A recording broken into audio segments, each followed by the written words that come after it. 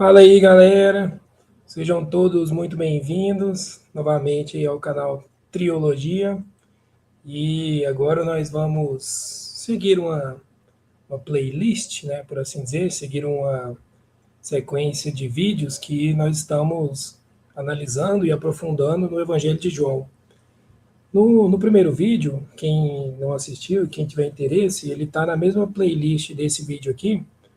Nós analisamos ali o arcabouço social, cultural, literário, de uma perspectiva geral de todo o Evangelho de João.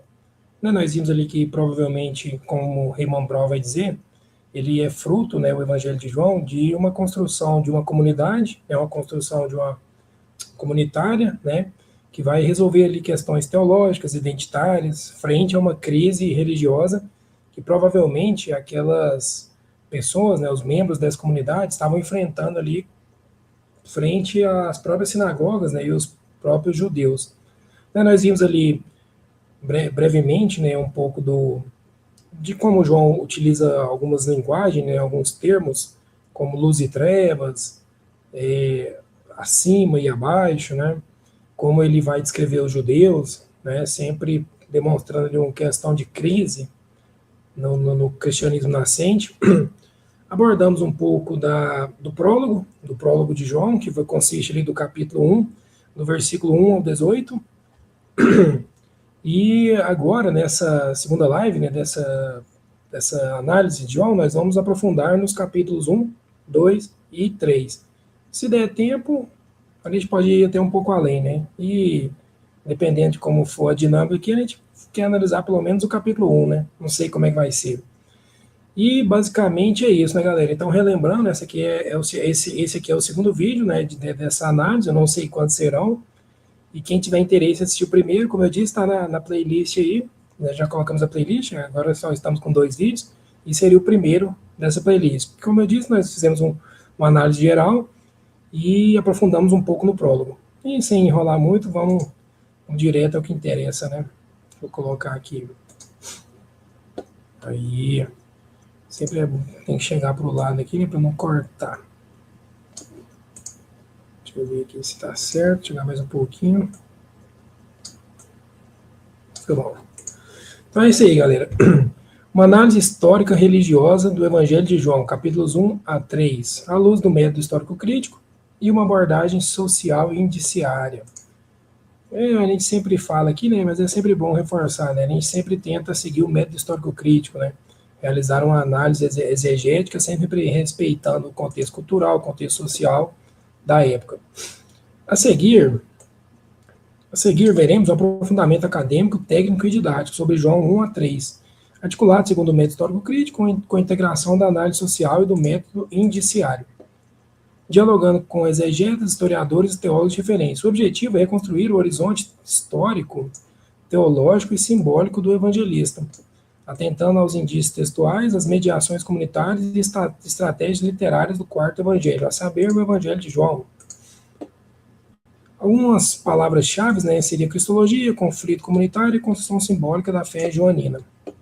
Que é um resumo, né, este estudo propõe uma análise aprofundada de João 1 a 3, né, capítulos 1 a 3, a partir do método histórico, crítico, articulado com abordagem social e método indiciário. Beleza. Vamos ao que interessa. Aqui algumas referências bibliográficas, né, que nós utilizamos. Basicamente são as mesmas do primeiro vídeo, mas é sempre bom colocar aqui de novo, né, caso vocês tenham interesse, né, todos os livros aqui são muito bons, todos os autores também são muito bons, e basicamente essa é a nossa bibliografia que nós vamos usar ao longo de todo esse estudo, por assim dizer. Beleza. Vamos a uma breve introdução. O Evangelho de João ocupa lugar singular no cânon do Novo Testamento, devido à sua linguagem simbólica, cristológica elevada, né, conforme nós vimos no primeiro vídeo, uma alta cristologia, e uma estrutura literária distinta dos sinóticos. É bom lembrar, caso alguém não saiba, os sinóticos são os outros 3 evangelhos, o Evangelho de Marcos, Mateus e Lucas. Esses são os conhecidos como sinóticos. Desde o século XIX, a exegese crítica reconhece que João não pretende oferecer uma biografia cronológica de Jesus, mas uma interpretação teológica da sua significação salvífica. João 1 a 3, os capítulos 1, 2 e 3, funcionam como um prólogo teológico narrativo, no qual se condensa os grandes temas do Evangelho: o Logos, a revelação, a fé e a incredulidade. Substituição das instituições judaicas, novo nascimento e até mesmo julgamento.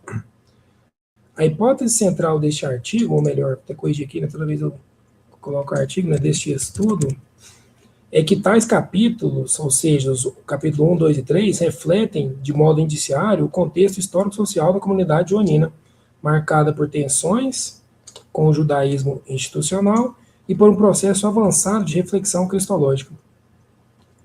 Beleza. Então a gente vai analisar os capítulos 1, 2 e 3 do Evangelho de João.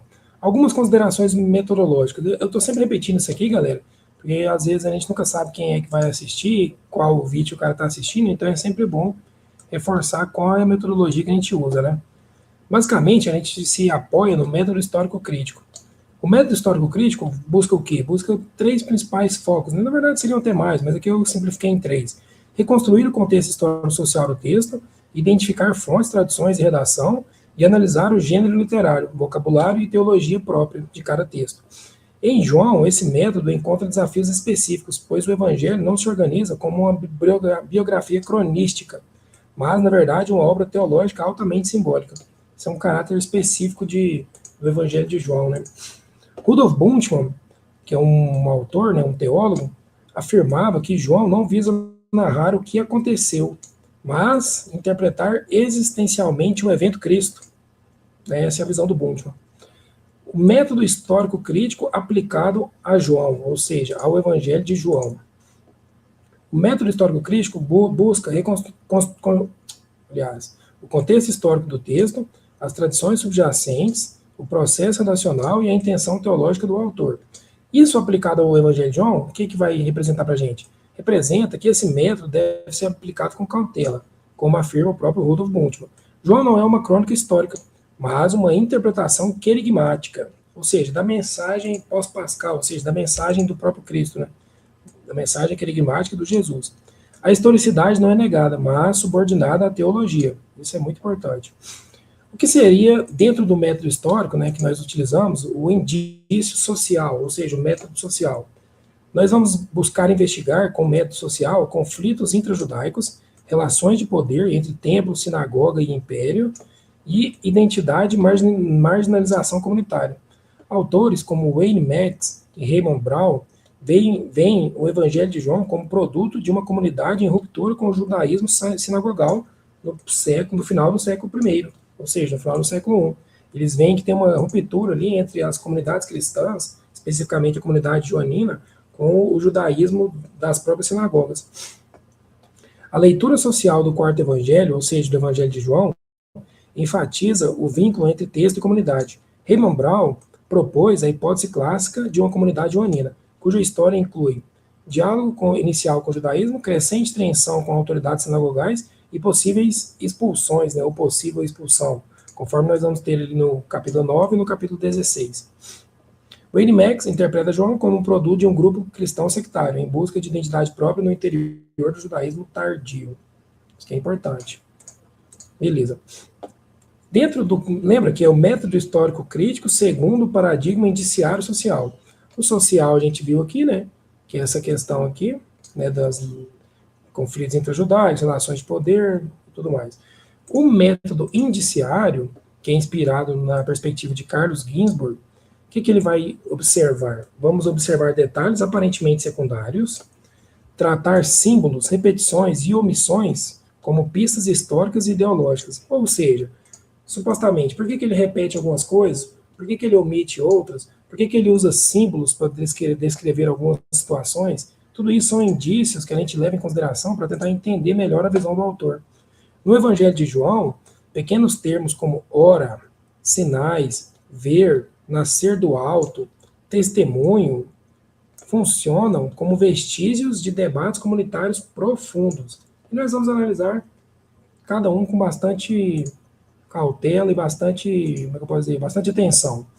Então, beleza, esse aqui foi só uma introdução, né, de qual método nós vamos utilizar, um arcabouçozinho rápido, né, do Evangelho de João, e vamos ao que interessa, né, João 1, que na verdade faltou, né, mas é um capítulo 1.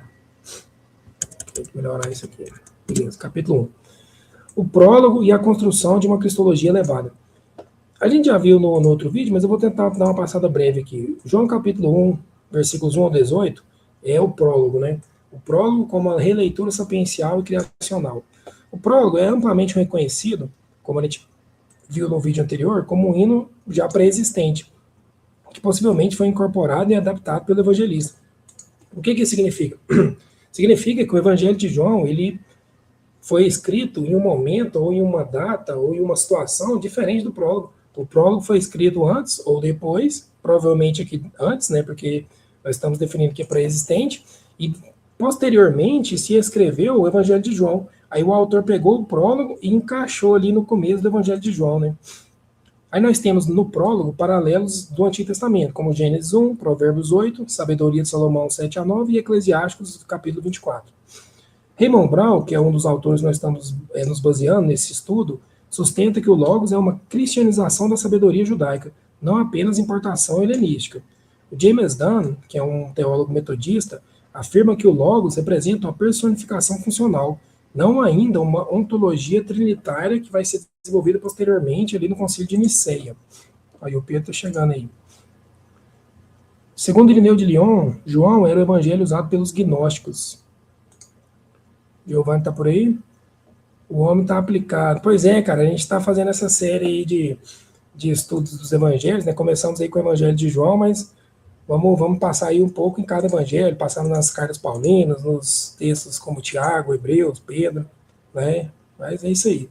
Charles Dodd argumenta que o Logos joanino deve ser compreendido primeiramente a partir do judaísmo sapiencial e não do estoicismo helenístico. Beleza, vamos ver um pouco desse Logos. Logos entre judaísmo e helenismo. Helenismo é a questão do grego, né, dos gregos. Filon de Alexandria. Filon, ele escreve bastante sobre o Logos, né? Só que o Logos de Filon, ele está mais entre Deus e a criação, ele é um mediador da criação. Já João, ele traz uma perspectiva diferente, né? O Logos, que é o próprio Deus, que se faz carne, né? O Sarx Egeneton, Logos Sarx Egeneton. Aqui, ou seja, em João, o escândalo joanino não apenas encarnação simbólica, mas uma historização radical do Logos. A afirmação que nós temos no versículo 14 do capítulo 1, o Logos se fez carne, Logos Sarx Egeneton, representa uma ruptura decisiva. Para James Dunn, trata-se de uma cristologia funcional elevada, anterior à ontologia trinitária dos concílios, mas já profundamente encarnacional. Jürgen Moltmann, que é um teólogo, Jürgen Moltmann, teólogo alemão, ele interpreta João 1,14, o Logos se fez carne, como uma ruptura com toda a metafísica distante. Deus entra na história concreta e sofrida. Moltmann destaca o caráter antignóstico do texto. Deus não apenas se revela, mas assume a vulnerabilidade da história. Isso aqui na perspectiva do Moltmann, Jürgen Moltmann. Beleza, então basicamente isso é o que nós temos no prólogo, né, do João capítulo 1, versículos 1 a 18. É uma que a gente já analisou, né, mais profundamente no vídeo 1, então aqui a gente passou de maneira mais breve na questão do prólogo. Mas ainda assim, a gente vai abordar agora o que nós não vimos antes do prólogo, que seria o testemunho de João Batista. João Batista como testemunha. João capítulos 1, versículos 6 a 8, 19 a 34. O evangelista, propositalmente, eu até diria, propositalmente, ele vai rebaixar João Batista. Ele enfatiza que ele, João Batista, não era a luz. O que isso indica para a gente? Provavelmente indica que estava tendo algum conflito ali entre a messianidade de João Batista e Jesus. Certamente, conforme nós temos até hoje, né, os mandeus, o mandeísmo. Mandeísmo, para quem não sabe, é um grupo religioso, né, uma denominação que existe ali no Iraque, se não me engano, é no Iraque, que eles entendem que o Messias é João Batista. Né, e certamente eles já deviam existir no primeiro século. E devia estar tendo conflito entre esses mandeus, que entendiam João Batista como Messias, com a comunidade joanina, a nível que o João tem que dizer que João Batista não era a luz. Então, provavelmente, ele está combatendo essas pessoas que entendiam João Batista como Messias. Né? Então, qual que é o indício social que nós trazemos disso? Provável competição entre grupos joaninos e batistas. Né? Devia ter uma galera que defendia o João Batista e uma galera que defendia Jesus. Aí o evangelista diz, João Batista, ele rebaixa João Batista e diz, ele não era a luz. Ele veio para testemunhar da luz, né? A inexistência... Ah, tá. Acho que é insistência, ele ficou errado, né? Ah, não, tá certo, insistência, inexistência. A insistência em que João Batista não era a luz, em João 1:8, sugere, de modo indiciário, a existência de grupos batistas concorrentes. É o que eu acabei de dizer, né? Certamente existia uma galera que defendia o messianismo de João Batista. Então, o evangelista aqui subordina João Batista, né? Até bom colocar aqui, né? João Batista, a Jesus, para afirmar a centralidade absoluta do Logos encarnado. Então, ali no próprio prólogo, né, do versículo 6 a 8 e depois do 19 a 34, o autor ele tenta rebaixar João Batista para colocar que, na verdade, o Messias seria o Jesus, não João Batista, como alguns certamente estariam defendendo. Né? Isso é muito interessante, nessa primeira parte do capítulo 1. Né? Discípulos e a identidade messiânica. Isso nós vamos ter ali no João capítulo 1, dos versículos 35 a 51. Nós temos alguns títulos que são atribuídos a Jesus. Ele é o Cordeiro de Deus, ele é o Messias, o Filho de Deus, Rei de Israel e Filho do Homem. Esses são alguns títulos que são utilizados ali por João, né, no Evangelho de João. Não são definições sistemáticas, mas confissões progressivas, refletindo o caminho catequético da comunidade. Rudolf Schneckenburg fala de uma cristologia em camadas confessionais. Beleza. Basicamente, esse é um resumo, né, que nós temos do capítulo 1. João, capítulo 2. O que nós vamos ter no capítulo 2? Depois eu vou jogar o texto na tela e a gente vai com um pouco mais calma. Aqui é mais uma introdução, assim, passando por cima, para a gente ver quais são as características que nós temos em cada capítulo. No capítulo 2, nós temos algumas coisas interessantes. Sinais, templo e ruptura simbólica. A primeira parte do capítulo 2 seria basicamente as bodas de Caná, que seria ali João 2, capítulo 2, dos versículos 1 ao 11. Né? Nós temos ali a famosa bodas de Caná, o casamento, né? E, curiosamente, essa boda de Caná, onde o Jesus vai fazer o milagre ali, né, de transformar a água em vinho, é o primeiro sinal, ou seja, o primeiro milagre que nós temos no Evangelho de João. Semeion, né, a palavra ali, sinal, semeion. O que a partir do método indiciário nós conseguimos perceber? Que a água, símbolo talvez de uma purificação judaica, ela se transforma em vinho, né? Uma alegria escatológica, conforme nós vamos ter ali em Amós 9:13 e Isaías 25:6. Toda essa simbologia é interessante, né, da gente perceber, né? Indício: substituição do sistema ritual antigo. Eu sei que parece talvez um pouco complicado, né, da gente perceber isso, mas olha a visão do autor. O que o Jesus faz? Ele pega a água e transforma em vinho. O que talvez o autor está dizendo? Galera, agora nós estamos substituindo esse legalismo judaico, a purificação através da água, por uma nova economia, né? Uma nova economia salvífica, né? Aí ele vai retomar o que é dito em Amós 9:13 e Isaías 25:6, uma perspectiva de uma alegria escatológica, né?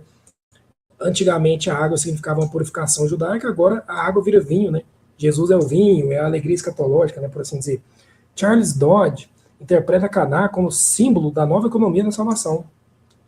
O primeiro sinal transforma água de purificação. Lembra onde que a água estavam? Estavam nos baldes, né, nos jarros de purificação. Por quê? Por que o autor faz questão de dizer que essa água estava no jarro de purificação? É interessante a gente pensar nisso, né? Então, o Jesus transforma a água de purificação em vinho. O simbolismo remete a Amós 9:13, 14, né, a abundância escatológica, e Isaías 25:6, o banquete messiânico, conforme a gente viu aqui, né? Amós 9:13, Isaías 25:6. Caná simboliza a superação do antigo sistema cultural judaico, provavelmente, né? É uma interpretação nas entrelinhas, né? Mas possivelmente eu acredito que é isso aí mesmo, né? Que o autor estava querendo transmitir. Ó, o Pedrão.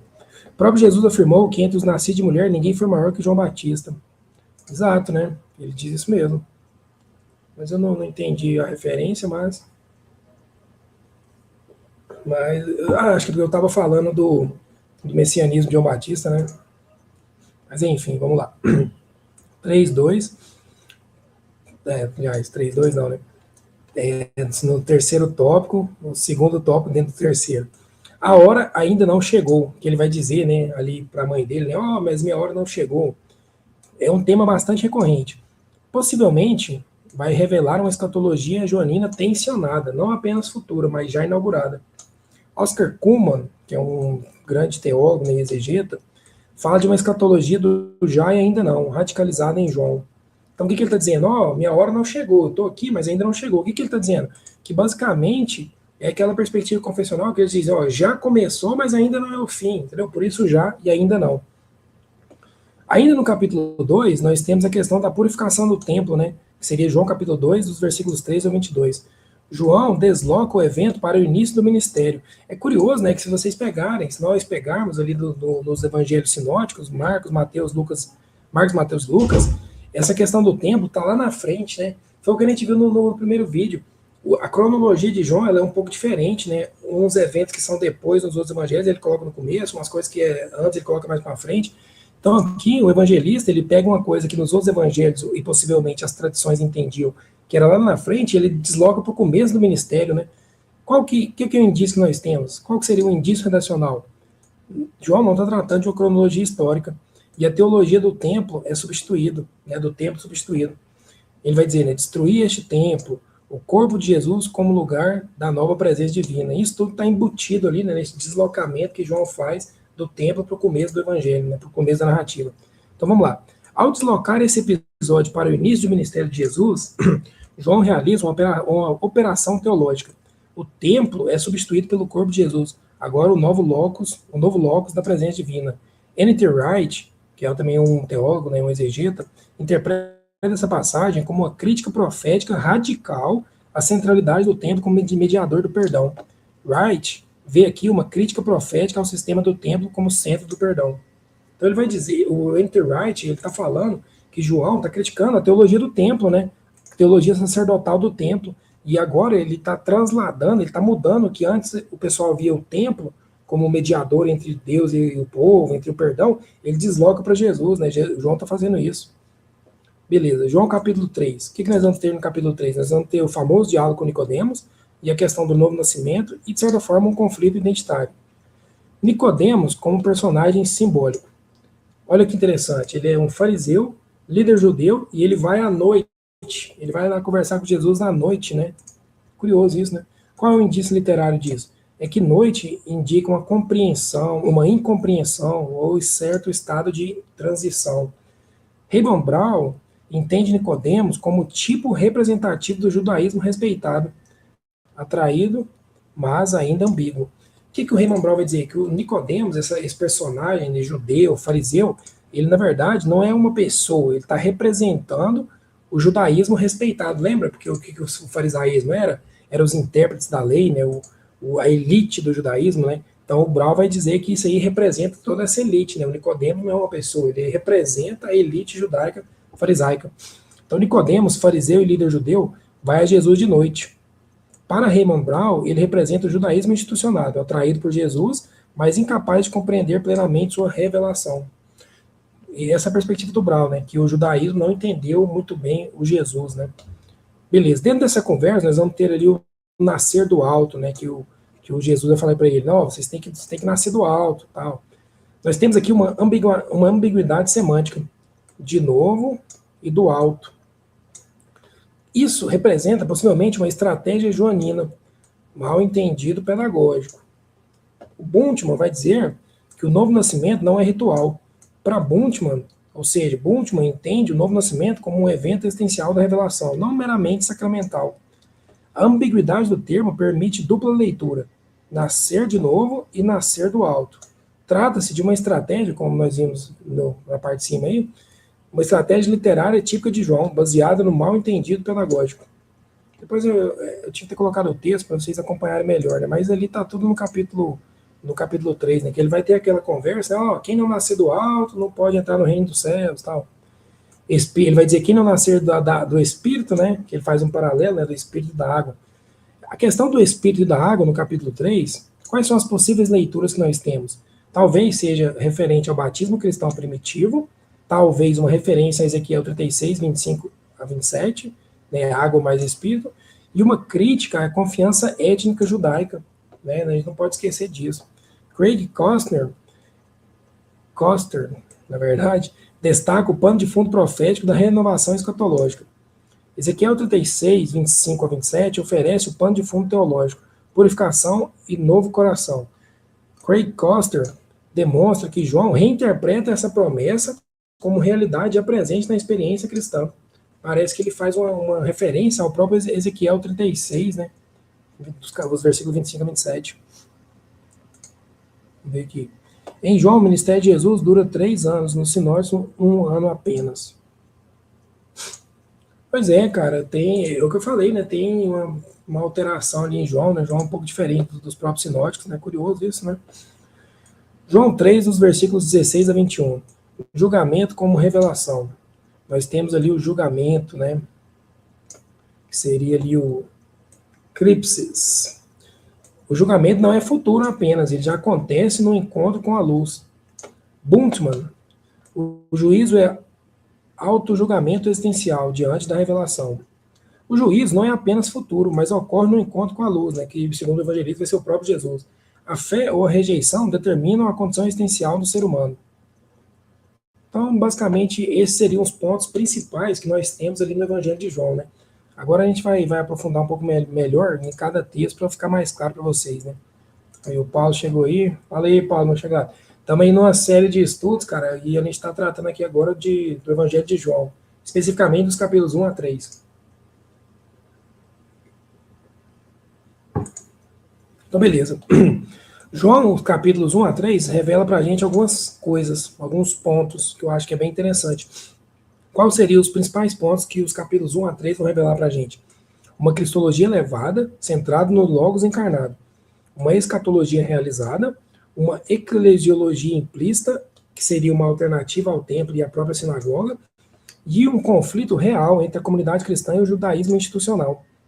Sobre a cristologia, vai revelar algumas coisas, né? Logos encarnado, um revelador definitivo, o novo templo e um mediador escatológico.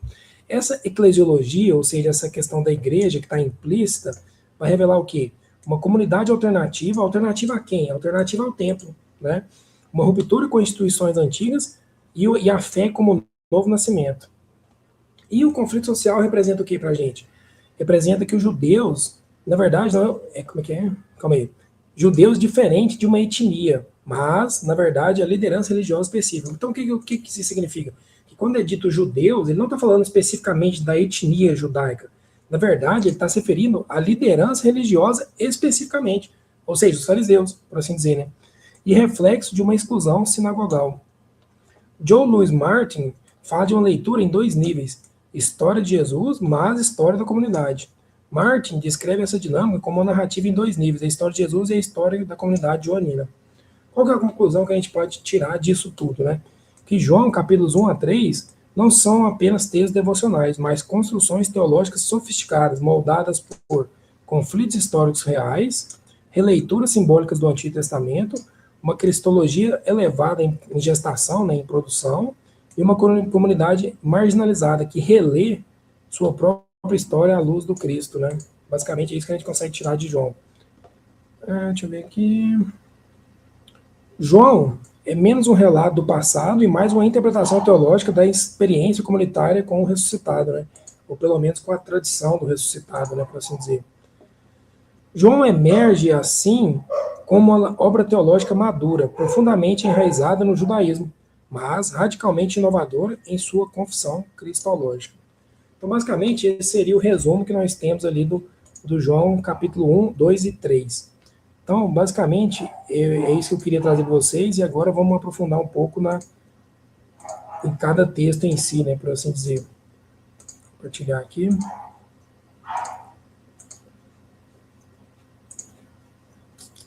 Adicionar o palco, né? Beleza. Como a gente já viu no primeiro vídeo, né, a gente está usando ali o comentário, né, ao Evangelho segundo João, do Raymond Brown, que eu recomendo a todos aí, né, é uma excelente obra, bastante robusta, bastante densa, e aí fica aí a dica para quem quiser. Como é que eu... Caramba, cadê? Ah, tá. Quem quiser procurar... Cara, esse livro aqui é facinho de achar, acho que se vocês colocarem no Google lá, comentário segundo João, de Raymond Brown, já aparece, né? Então, beleza. Agora aqui a gente vai entrar no que o Raymond Brown vai chamar de o livro dos sinais. né? Que é ali a perspectiva do João capítulo 1, seguido de 2, 1 a 11, né? Qual que seria? Na verdade, o livro dos sinais vai até o capítulo 13, que ele vai colocar, né? Capítulo 13. Mas aqui a gente vai aprofundar um pouco do capítulo 1, versículo 19 ao 51, e depois 2, 1 a 11. Porque a gente já viu o prólogo, né, no outro vídeo, então acho que não precisa repetir aqui. Então, beleza. Qual que é o esboço que nós temos ali do capítulo 1? Dos versículos 19 ao 34, nós temos o testemunho de João Batista. Do 19 ao 28, nós temos a primeira divisão, o testemunho acerca de sua função com relação com aquele que vem. Do 19 ao 23, o primeiro interrogatório de João Batista. João Batista nega funções tradicionais. Dos 22 ao 23, João Batista reivindica o papel da voz isaiânia, que vai dizer voz que clama do deserto, tal, toda aquela atribuição que ele faz a João Batista, né? Nos versículos 24 a 28, seria o segundo interrogatório de João Batista. João Batista descreve seu próprio batismo como preliminar e exalta aquele que vem depois dele, né? Deixa eu aumentar um pouquinho, que acho que fica melhor para vocês enxergarem. Do 29 ao 34, nós temos uma segunda divisão, testemunho acerca de Jesus. Do 29 ao 31, nós temos Jesus é o Cordeiro de Deus, né? No 30 a 31, ele é pré-existente. Curioso isso, né?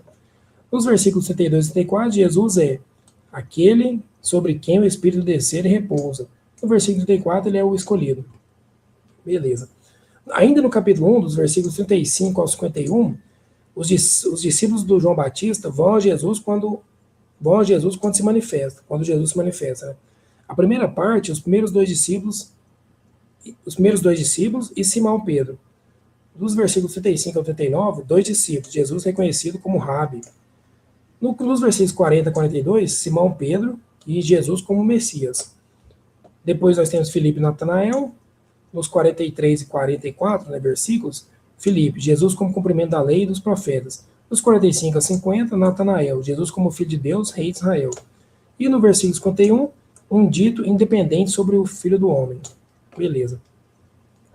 Essa parte, toda essa parte aqui dos capítulos, dos versículos 19 a 51 do capítulo 1, né, essa parte tem sua conclusão no capítulo 2, dos versículos 1 a 11, que seria a famosa, né, cena de Caná, onde Jesus manifesta sua glória e seus discípulos creem nele. Esta cena em Caná também serve como cena de abertura da segunda parte e será discutida ali. Ali mais para frente nesse próprio livro, né? Então, beleza. Vamos ver um pouco aqui.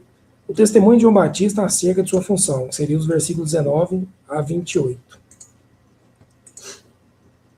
Aí aqui tem o texto, né? O texto bíblico, né? Ora, este é o testemunho que João deu quando os judeus enviaram os sacerdotes de Levi de Jerusalém a perguntar-lhe quem ele era. Que é o texto, né? O texto bíblico. Beleza, vamos pular para os comentários. São algumas notas, né, que o Ribambrão vai trazer. O que interessa para a gente é o comentário. O comentário geral. Este evangelho começa propriamente dito com o testemunho de João Batista dado em 3 dias. Seria o capítulo 1, versículos 29 a 35. Dias que têm implicação mais simbólica do que estritamente cronológica. No primeiro dia do testemunho de João Batista sobre seu próprio papel, é grandemente negativo. Já no segundo, João Batista testifica positivamente quem é Jesus. E no terceiro, João Batista envia seus próprios discípulos para que seguissem a Jesus. Né? Aí que o Charles Dodge. Charles Dodge tem salientado essa tríplice progressão é simplesmente indicativo do esquema definido em andamento. E em capítulo 1, versículos 6 a 8, primeiro, o próprio João Batista não era a luz. Segundo, ele veio para testificar da luz. E terceiro, através dele, todos os homens vieram a crer. É curioso, né, como o evangelista constrói toda essa questão, né, toda essa etapa, todo esse desenvolvimento ali do João Batista, né. Fala aí, irmão, boa tarde, beleza? Isso é bem interessante, né. Aí que essa observação é curiosa. Nos sinóticos, temos um grande julgamento de Jesus diante do Sinédrio, durante a noite anterior à sua morte. Uma das técnicas de João é mostrar que os temas que ocorrem em um lugar, nos sinóticos, tinham uma realidade que abrange todo o ministério de Jesus. Isto é particularmente procedente à luz do tema de Jesus perante o tribunal. A palavra, agora, passa a falar aos homens, e todo o ministério de Jesus aos homens buscará pôr a veracidade dessa palavra sob julgamento, buscando testemunhas em prol dela. Muito interessante isso, né? Vou passar aqui um pouco para frente. Aí ele vai trazer a questão do primeiro interrogatório, né? João Batista nega suas funções tradicionais. isso que é legal. João Batista não era o Messias. É difícil estar certo se há alguma hierarquia entre as três funções sobre as quais versa o interrogatório de João Batista. Mas a expectativa do Messias parece ter sido a expectativa nacionalista mais radical. É aquilo que eu falei anteriormente, né? A questão que eles vão criticar e rebaixar o João Batista frente à messianidade de Jesus. João Batista não era Elias, é uma coisa curiosa que o evangelista vai trazer, né? Vou passar aqui para baixo, é o que interessa para a gente. João Batista não era o profeta, um eco de Deuteronômio 18, 15 a 18, né? Isso que é curioso. Aqui eu quero chegar na parte do Caná da Galileia, que é mais interessante. Eu vou achar aqui, galera. Não, mais para baixo. Só um minutinho aqui que eu já vou achar.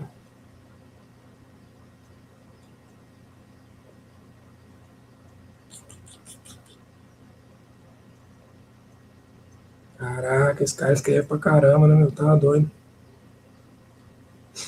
Bora.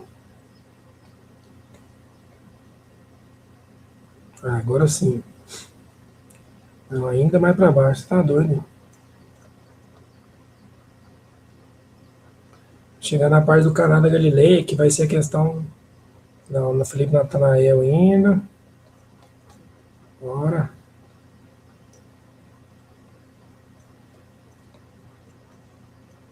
Eu acho que tá chegando já. Aí, bibliografia. É isso aí. Segunda parte, de Caná a Caná. Agora vem a parte interessante, né? O esboço. Segunda parte, de Caná a Caná. Várias respostas ao ministério de Jesus nas diferentes regiões da Palestina. Capítulos 2 a 4.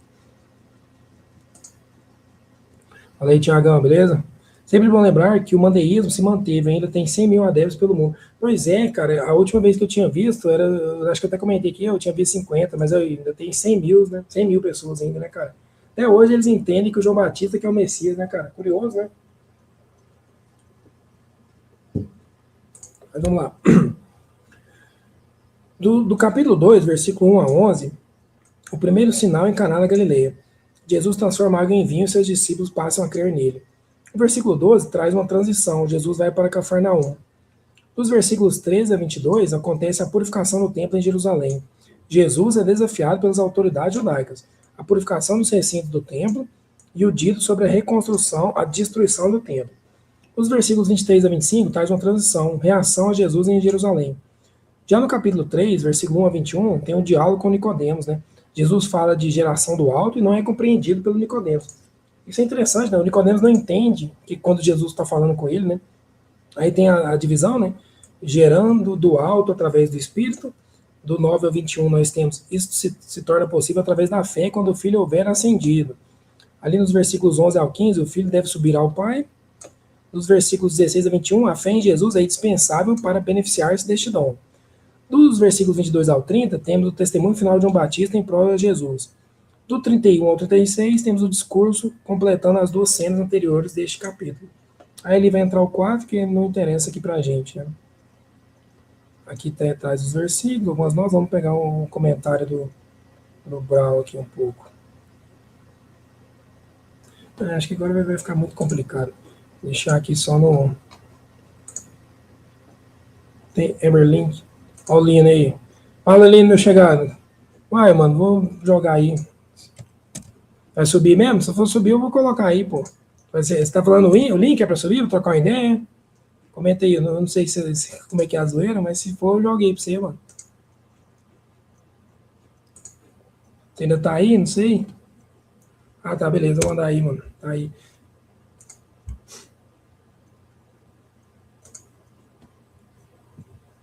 Tiagão também, se quiser subir aí. Tiagão é meu brother, meu parceiro das antigas.